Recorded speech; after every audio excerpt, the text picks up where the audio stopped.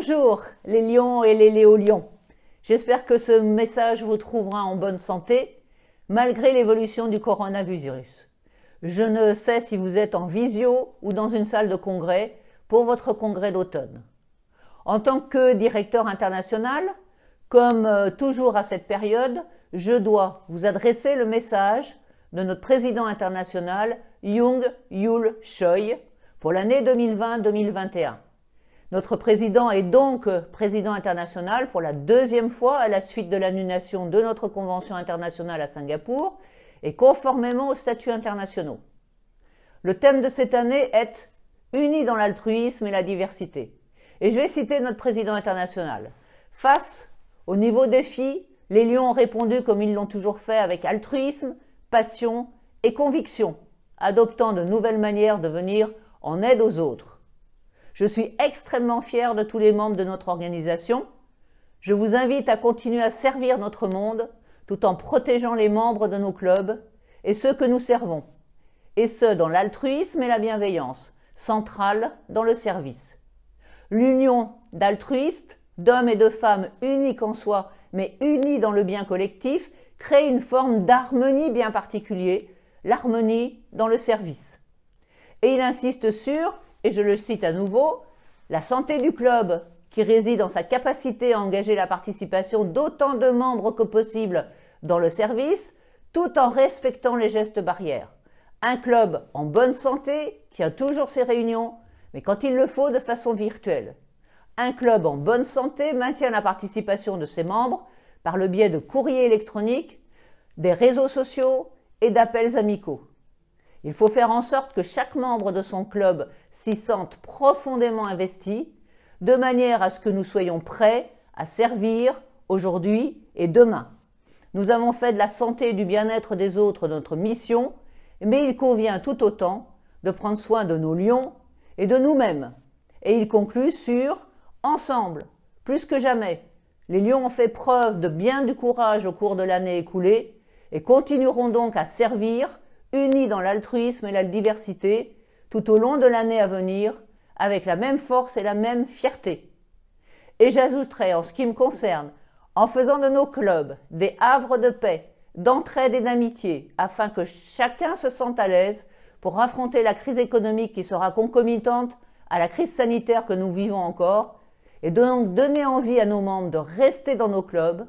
Il faut développer une grande chaîne d'entraide pour nos membres, alléger les procédures dans nos clubs, ne pas inclure par exemple les repas dans la cotisation afin que tout le monde puisse suivre, c'est un conseil du conseil des gouverneurs, y développer des actions intéressantes, proches des besoins de la cité, afin que chacun se sente utile dans son club. C'est vraiment le meilleur moyen lors de crises de ce type de rester dans des associations, car on se sent partie prenante et actif.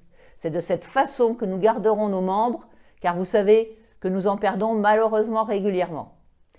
Comme les besoins vont certainement être importants, et que notre devise est « là où il y a un besoin, il y a un lion », plus nous serons nombreux, plus nous pourrons aider ceux qui en auront besoin, ce qui implique de tout faire d'abord pour garder nos membres et avoir donc un club en bonne santé, et ensuite pour en attirer d'autres. Il y a deux catégories qui peuvent être intéressées par notre mouvement.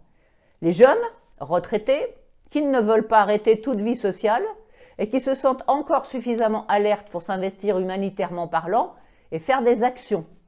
Ils ont également l'avantage pour le lionisme d'avoir encore des contacts actifs au plan professionnel, très utiles pour nos clubs, pour des partenariats, etc. Et en plus, comme notre moyenne d'âge est de 66,6 ans en France, ils devraient pouvoir s'intégrer sans problème dans nos clubs. Deuxième catégorie, les jeunes qui ont envie de s'investir pour une cause. N'est-ce pas les léolions?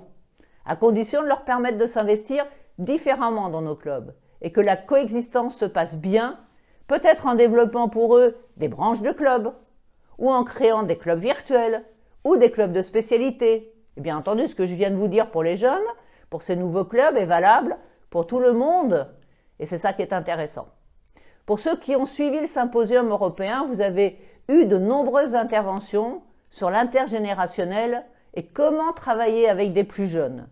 Pour ceux qui n'ont pu le suivre, Vous avez 90 jours pour les consulter gratuitement sur le site du symposium, à condition que vous vous soyez inscrit auparavant, avant cette date du 2 octobre. Ce symposium a été organisé de main de maître par le Past International Director italien Sandro Castellana, avec autour de lui une équipe de lions européens, dont moi, pour le marketing.